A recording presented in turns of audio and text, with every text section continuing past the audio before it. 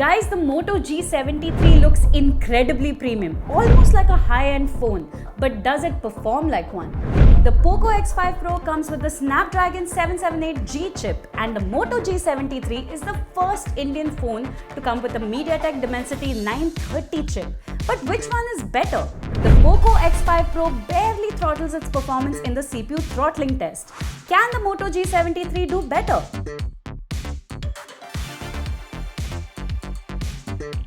We've got a brand new phone from Moto in the mid-range segment, the Moto G73, and boy is it a stunner. But looks aside, should you care about this phone and invest your hard-earned money into it? This is a question a good old comparison would answer well, and to give the Moto G73 a bit more of a challenge, we're pitting it against another phone that launched not too long ago but impressed us with its performance, the POCO X5 Pro. What we are comparing is gaming and camera performance. Gaming because, well, us Indians love a bit of BGMI and COD mobile action, and camera because the Moto G73 comes with a brand new camera setup. I'm Dhriti, you're watching Digit, and let's begin this battle of the mid-rangers.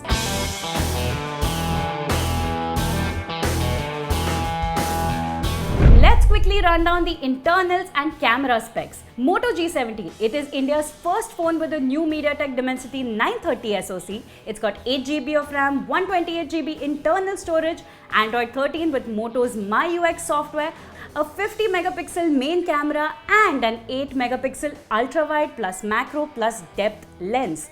Yes, it is apparently a 3-in-1 lens.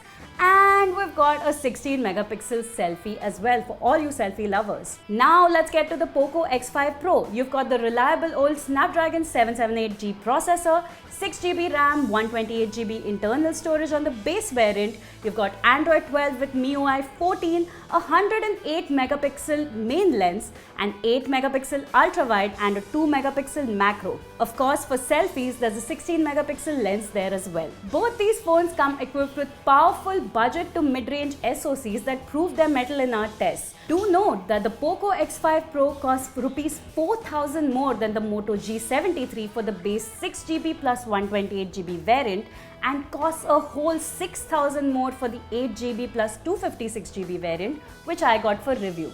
So how much better performance do you get for that price difference? Let's start with benchmark results. The POCO X5 Pro soundly beat the Moto G73 in AnTuTu, scoring over 100k more.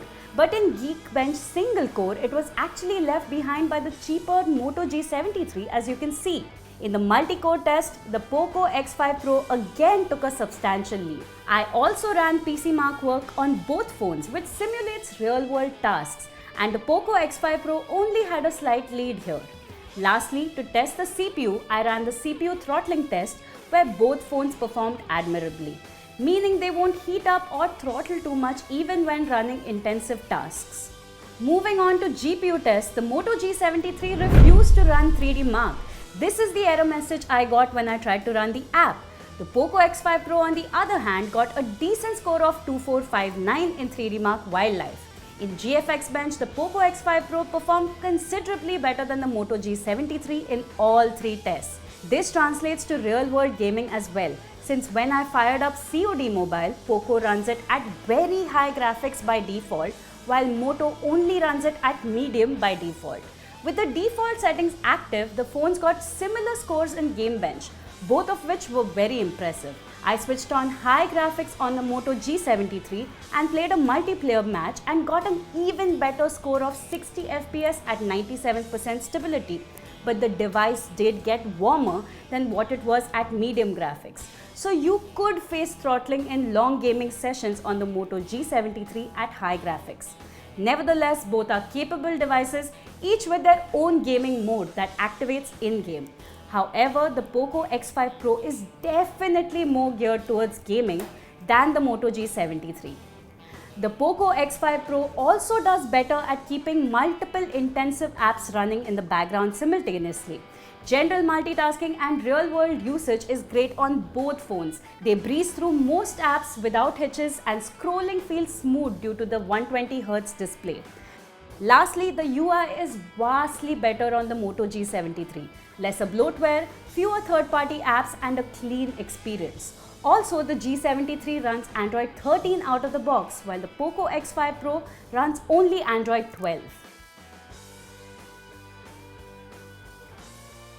Both the Moto G73 and the POCO X5 Pro come with new and improved primary cameras compared to the ones on their predecessors. The Moto G73 has a 2UM 50 megapixel primary sensor and the POCO X5 Pro features a 108 megapixel ISOCELL HM2 primary lens.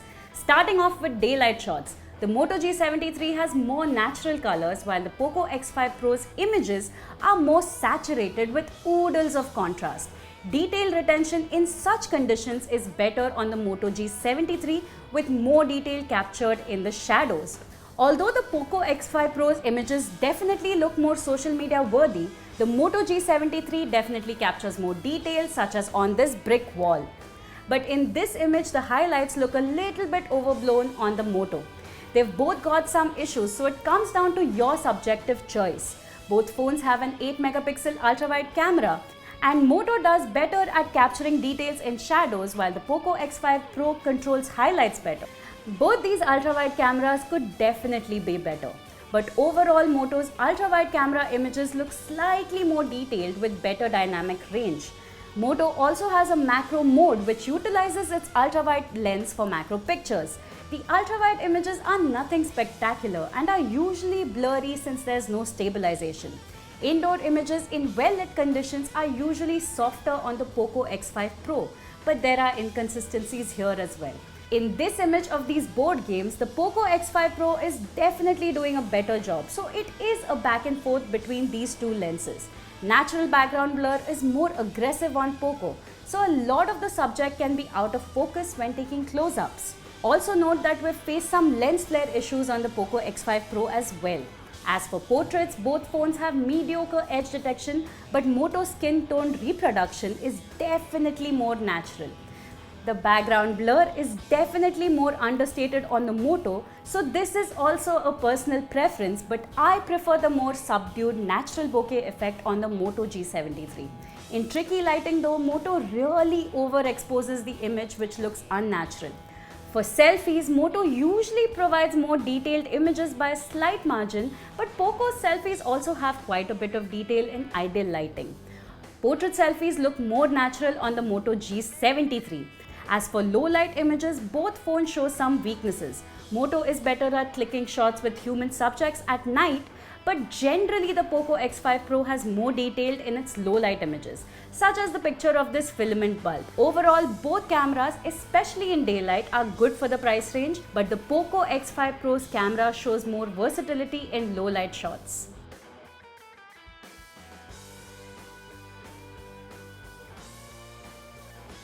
If the Moto G73 and the POCO X5 Pro carry the same price tag, we would definitely be more inclined towards recommending the POCO X5 Pro. It has definitively better gaming performance and its primary camera performs better in daylight. However, due to the 4 to 6K price difference, the Moto G73 is great value for money. For 6K cheaper, you get competitive performance in real world and benchmarks, a solid primary camera in ideal lighting conditions, and a cleaner user interface. Additionally, you get an extra macro mode and Android 13 out of the box. So based solely on value, the Moto G73 is the more compelling option. However, based purely on performance numbers, the POCO X5 Pro is still superior. So ultimately, it depends on your use case. If you're a hardcore gamer, we would recommend the POCO X5 Pro. But if you're looking for a budget device with well-rounded abilities, the Moto G73 provides better value for money. With that, we've reached the end of this comparison. Watch this video next. I know you're going to enjoy it, and subscribe to Digit for content surrounding tech. See you next time. Bye bye.